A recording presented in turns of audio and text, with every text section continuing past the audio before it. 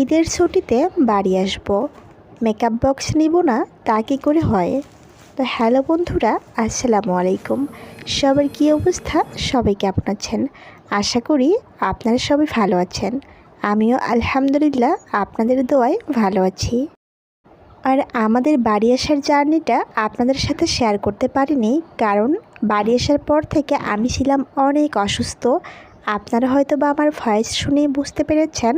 তো ভিডিওটা আমি অনেক লেটেই দিচ্ছি, তা আপনারা কেউ কিছু মনে করবেন না। আর বাড়ি আসবে বলে অনেক আগে থেকে সব কিছু রেডি করে নিয়েছি আমি। সংসারের ছোট হলেও অনেক কাজ তো থেকে যায়, তো সেই কাজগুলো গুছিয়ে নেওয়ার পর আমি এখন ব্যাগ গোছাতে শুরু করেছি।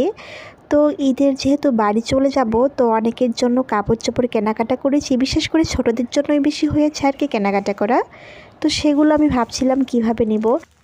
আর তাই আমি একটা বড় ব্যাগ নিয়েছি, আর আমার কাপড় চোপড় একদমই কম করে নিয়েছি, কেননা বাড়িতেও আমার অনেক কাপড় চোপড় আছে। তো সেই জন্য ভাবছিলাম যে যেগুলো না নিলেই নয় আর কি, সে কাপড়গুলোই শুধু আমি নিয়ে নিব। আর নতুন যে কাপড়গুলো কেনাকাটা করেছি সবার জন্য, সেই কাপড়গুলো শুধু নিয়েছি। তো কাপড়গুলো কিভাবে নিব, এতগুলো কাপড় চোপড়, তারপরেও আমার কাছে মনে হচ্ছিল যে ব্যাগটা ছোট হয়ে গিয়েছে। তারপরে এখন আমি এক এক করে সবগুলো কাপড় ব্যাগের মধ্যে নিয়ে নিলাম। তো প্রথমে ভেবেছিলাম যে শপিং ব্যাগ সহ আমি কাপড়গুলো ব্যাগে নিয়ে নিব, তারপরে ভাবলাম এভাবে করলে কিন্তু অনেক স্পেস দরকার। তারপর আমি করেছিলাম কি, ব্যাগ থেকে আবার সবগুলো কাপড় নামিয়ে নিয়ে শপিং ব্যাগগুলো আলাদা করে বাকি কাপড়গুলো আমি নিয়েছিলাম। আর শপিং ব্যাগগুলো আমি আলাদা করে ব্যাগে নিয়েছি, সবাইকে তো শপিং ব্যাগে করেই কাপড়গুলো দিতে হবে। তাছাড়া মনে হয় যে কিছু একটা ফাঁকা ফাঁকা লাগছে, আর তাই শপিং ব্যাগগুলো আবারও আমি আলাদা করেই রেখেছিলাম। আমি সব কাপড় চোপড় গুছিয়ে নিয়ে এখন আমার কসমেটিক্সগুলো গুছিয়ে নিচ্ছি। আর যে যাই বলুক না কেন, ঈদের ছুটিতে বাড়ি যাব, হালকা একটু সাজুগুজু করব না আর সাথে মেকআপ বক্স নিব না তা কী করে হয়? তো আমি আসলে মেকআপ বক্সগুলো এভাবেই নিয়েছিলাম। তো পরে ভাবলাম যে না, এগুলো যদি ভেঙে যায়, তো আমি আবার আমার ব্যাগে নিয়েছিলাম, যে ব্যাগটা আমার হাতে ক্যারি করতে পারবো। আর বাড়ি যাওয়ার সময় কী কী নিব, সব কিছু যেন এলোমেলো হয়ে না যায়, সেজন্য আমি সব কিছু এখানে এক জায়গায় রেখে দিয়েছি। পরে আমি সিস্টেম করে আবারও আমি গুছিয়ে নিব। আমরা ঢাকা থেকে বাড়ির উদ্দেশ্যে রওনা দিয়েছি 9 তারিখ সকালবেলা। আর আমি 8 তারিখ রাতে আবারও ফাইনালি ব্যাগটা গুছিয়ে নিয়েছি, যাতে কোনো জিনিস আমার ছাড়া না পড়ে। এই কাজটা আমার খুব হয়, তো সেই জন্য এখন থেকে আমি 2-3 বার করে ব্যাগ চেক করি, যাতে কোনো কিছু রেখে না আসি। তো ফাইনালি এখন আমরা বের হয়ে গেলাম, বাড়ির উদ্দেশ্যে রওনা দিয়ে দিয়েছি।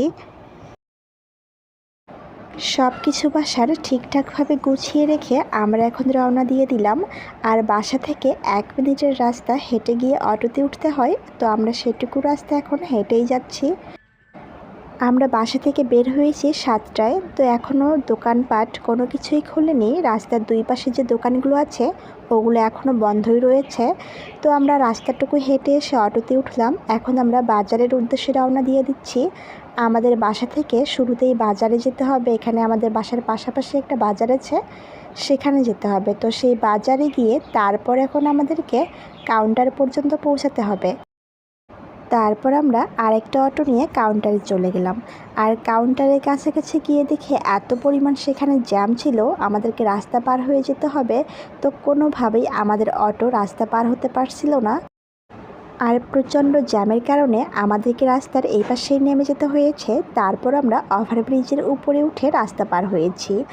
তারপর আমরা দেখেন আরও যত সামনের দিকে এগোচ্ছি, মনে হচ্ছে যে জ্যাম বুঝি আরও ততটাই বেশি।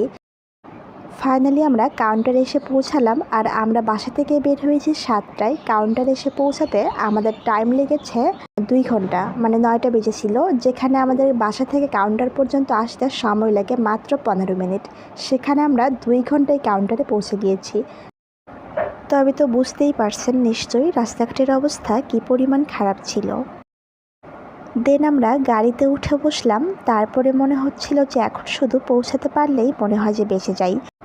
তারপরেও মনে হচ্ছিল যে কাউন্টার পর্যন্ত পৌঁছাতে না পৌঁছাতেই 15 মিনিটের রাস্তা 2 ঘন্টা যেহেতু সময় লেগেছে, জানি না বাকি পথটুকু কতক্ষণে পৌঁছাতে পারবো।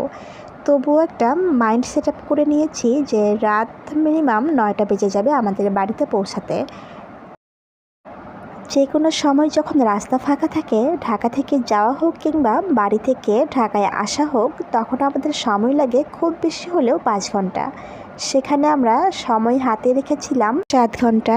আমরা ভেবেছিলাম যে 7 ঘন্টা বুঝি টাইম লেগে যাবে, তো আমরা 7 ঘন্টাতেও বাড়িতে পৌঁছাতে পারিনি। আমাদের বাড়িতে এসে পৌঁছাতে সময় লেগেছে 13 ঘন্টা।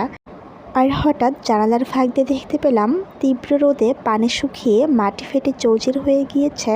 তো আমি সেটা একটা ভিডিও ক্লিপস করে নিলাম। আমরা আসলে ভেবেছিলাম যে বাড়ি গিয়ে বুঝি ইফতার করতে পারবো, তো আমরা আসলে সেটা করতে পারিনি। আমাদেরকে রাস্তাতেই ইফতারটা করতে হয়েছে। আর শুধু আমরাই নাই, গাড়িতে যারা যারা ছিল, আমরা যারা রোজা ছিলাম তারা সবাই আমরা গাড়িতে ইফতার করেছি। একটানা 2 ঘন্টা জ্যামে থাকার পর আমরা এখন যমুনা সেতুতে পৌঁছে গিয়েছি। মানে আমরা যখন বাসে উঠি তার আগেও 2 ঘন্টা জ্যাম পেয়েছি, তা বাসে ওঠার পরে এলেঙ্গায় এসে আমরা 2 ঘন্টা জ্যাম পেয়েছি। তো এখন আমরা যমুনা সেতুতে পৌঁছে গিয়েছি। আর এই রাস্তাটা আমার কাছে ভীষণ ভালো লাগে, বিশেষ করে এই গাছগুলো আমার কাছে ভীষণ প্রিয়। আর এবার জার্নি করার পথে একটা জিনিস ভীষণ ভালো লেগেছে, যেটা আমি দেখলাম, সেটা হচ্ছে এবারের বাংলাদেশ পুলিশ এত পরিমাণ সার্ভিস দিয়েছে যে, আর আমাদের দেশেও আছে না এমন কিছু স্যাঁচড়া টাইপের ড্রাইভার যারা যেখানে সেখানে দাঁড়িয়ে লোক উঠায় এবং জ্যাম সৃষ্টি করে দেয়। তো এবার হয়েছে কি, যেখানে সেখানে দাঁড়ানোর কোনো চান্স ছিল না, শুধুমাত্র কাউন্টার ছাড়া যেখানে সেখানে এবার পুলিশ গাড়ি দাঁড় করাতে দেয়নি। একটা জিনিস আমার কাছে ভীষণ ভালো লেগেছে। তো যাই হোক, তাদেরকে অনেক অনেক ধন্যবাদ। এত সার্ভিস দেওয়ার পরেও আসলে তারা কুলাতে পারে না, কি আর করবে। আর যমুনা সেতুর এই 2 সাইডের গাছগুলো আমার কাছে ভীষণ প্রিয়, আমার কাছে অনেক বেশি ভালো লাগে। আমি আসলে যত দূরে যাচ্ছি আমার কাছে তত মনে হচ্ছে আমি বাড়ির দিকে পৌঁছাচ্ছি। কেননা আমি আসলে ছোটোবেলা থেকেই এরকম গাছগাছালি পশু পাখির সাথে বেড়ে উঠেছি। আমি গ্রামের খুবই সাধারণ একটা মেয়ে, তাই আমার কাছে এসব কিছু ভীষণ ভালো লাগে। আমরা যারা ছোটোবেলা থেকে গ্রামে বেড়ে উঠেছি, গ্রামে বড় হয়েছি, খেলাধুলা করেছি এবং বড় হয়ে বাহিরে সেটেল হয়েছি, তারা আমরা অনেকেই কিন্তু গ্রামের পরিচয়টা দিতে লজ্জা পাই। এটা আমার নিজের দেখা কথা, আমরা আসলে বলতেই পারি না যে আমরা গ্রামে বড় হয়েছি। তখন আমাদের প্রেস্টিজে গিয়ে লাগে, তখন আমাদের মনে হয় যে আমরা কোথায় থাকি এবং এদেরকে পরিচয় দিলে আমরা ছোট হয়ে যাচ্ছি, এমনটা মনে হয়। আসলে আমার কাছে এটা গর্ব করার বিষয়। এজন্যই বলছি, যারা শহরে বড় হয়েছে, যাদের বেড়ে ওঠা শহরে, তারা কিন্তু চাইলেও আমাদের সাথে কিন্তু পাল্লা দিতে পারবে না। কারণ আমরা ছোট বড় সব ধরনের কাজকর্ম থেকে শুরু করে যা কিছু আছে আমরা কিন্তু মোটামুটি সব কিছুই পারি। দেখেন, আমরা কিন্তু গ্রামের পরিবেশটাও জানি এবং শহরে থাকার পর শহরের পরিবেশটাও আমরা শিখে গিয়েছি। আমরা সব কিছুতেই মানিয়ে নিতে শিখে গিয়েছি। আর তাই তো আমার কাছে গ্রামে বেড়ে ওঠাটা অনেক গর্বের মনে হয়। তীব্র রোদ এবং গরমের ফলে যমুনা সেতুর পানিও কিন্তু শুকিয়ে গিয়েছে, অনেকটা পানি কিন্তু কমে গিয়েছে। তবুও আমরা এতটা পথ জার্নি করে গ্রামের উদ্দেশ্যে রওনা দিয়েছি। আমরা যারা ঢাকা ছেড়ে যাচ্ছি তারা কিন্তু বেশিরভাগ মানুষ গ্রামের উদ্দেশ্যেই রওনা দিয়েছি। তো আমাদের সব ভালোবাসার চাওয়া পাওয়া কিন্তু গ্রামে। আসলে আমাদের যাদের বেড়ে ওঠা গ্রামে, কখনোই কিন্তু আমরা ভুলতে পারবো না, চাইলেও সেসব শৈশবগুলো ভুলে থাকার নয়। তো আমরা অনেকক্ষণ জার্নি করার পরে ইতিমধ্যে আমরা ফুড ভিলেজে পৌঁছে গিয়েছি। আর ফুড ভিলেজে নামার পরে আমি একটু ফ্রেশ হয়ে 10 মিনিটের জন্য ফ্যানের নিচে বসেছিলাম। আমার তীব্র মাথা ব্যথা হচ্ছিল, এত মাথা ব্যথায় আমি কী করবো আসলে বুঝে উঠতে পারছিলাম না। তো কিছুক্ষণ রেস্ট নেওয়ার পরে আল্লাহ তাআলা মাফ করে দিয়েছে, আমার মাথা ব্যথাটা ভালো হয়ে গিয়েছে। তারপর আমি গাড়িতে উঠে বসেছিলাম এবং কিছুক্ষণের মধ্যেই গাড়ি ছেড়ে দিয়েছে। আর ফুড ভিলেজ থেকে গাড়িতে ওঠার পর কিছুক্ষণের মধ্যেই মাগরিবের আজান হয়েছে, আর আমরা খাবার নিয়েছিলাম ইফতারের জন্য। তো গাড়ি তো আর অন্য কোথাও দাঁড়ায়নি, যেহেতু অনেক জ্যাম ছিল রাস্তায়, মনে হচ্ছিল যত তাড়াতাড়ি পৌঁছাতে পারবো ততই বুঝি শান্তি লাগবে। আর এর মধ্যে আজান হয়েছে, আলহামদুলিল্লাহ আমরা ইফতার করে নিয়েছি। আর ইফতার করার 1.5 ঘন্টা পর আমরা গাড়ি থেকে নেমে গিয়েছি। তো এখন আমরা গাড়ি থেকে নেমে আমাদের স্ট্যান্ডের দিকে রওনা দিয়েছি। এখন আমরা স্ট্যান্ড থেকে একটা সিএনজি নিয়ে সোজা বাড়ি চলে যাব। আসলে যত বাড়ির দিকে চলে যাচ্ছি তত মনে হচ্ছে আমি কখন আমার বাবার বাসায় পৌঁছাতে পারবো। আসলে ঈদের একদিন আগে তো আর তা বললে হয় না যে কবে বাবার বাড়ি যাব, এটা বললে কেমন একটা হয়ে যায়। তো আসলে মেয়েরা বুঝি এমনই ধৈর্যশীল, আল্লাহ তাআলা এইভাবেই তাদেরকে পাঠিয়েছেন। আর আমার বরের সাথে কিন্তু এই দ্বিতীয়বার লং টাইম জার্নি করছি। আর ওর সাথে জার্নি করতে কিন্তু আলাদা রকম একটা শান্তি আছে, আসলে মানসিক শান্তি যেটাকে বলে। আমি খুব অধৈর্যশীল একটা মেয়ে, আমি বারবার বলছিলাম কখন নেমে যাব, কখন নেমে যাব। ও শুধু আমাকে বারবারই মেন্টালি সাপোর্ট দিচ্ছিল।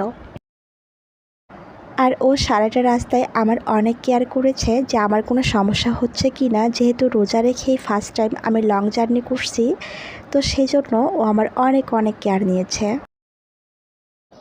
আলহামদুলিল্লাহ, অবশেষে আমরা বাড়িতে এসে পৌঁছালাম। আর আমরা যখন বাড়িতে এসে পৌঁছেছি তখন বাজে 8টা 20 মিনিট। তারপরে আমরা আর কি ফ্রেশ ট্রেশ হয়ে এই তো রুমে সবাই আড্ডা দিচ্ছিলাম। আর ছোটোটা দেখেন চলে এসেছে, সবাই অনেক দিন পর আসলে আমাদেরকে দেখতে পাচ্ছে তারা। আসলে তারা অনেক অনেক এক্সাইটেড। তারপর আমি ছোটদের জন্য যা কিছু নিয়ে এসেছি সব এক এক করে বের করে দিচ্ছিলাম।